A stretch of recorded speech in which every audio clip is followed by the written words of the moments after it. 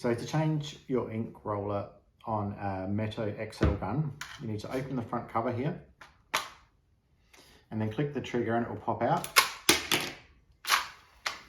And then once you get the new ink roller out of the packaging, put the ink roller in your right hand and there's a word top there. It says top.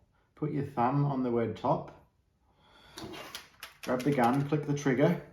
And what we need to do is put these two little nipple holes into these little nipples on this black plastic here. That pops out, so you can see it pop out, this bit here.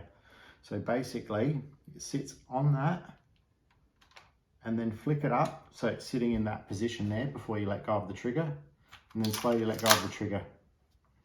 Pull the labels away and close the front cover.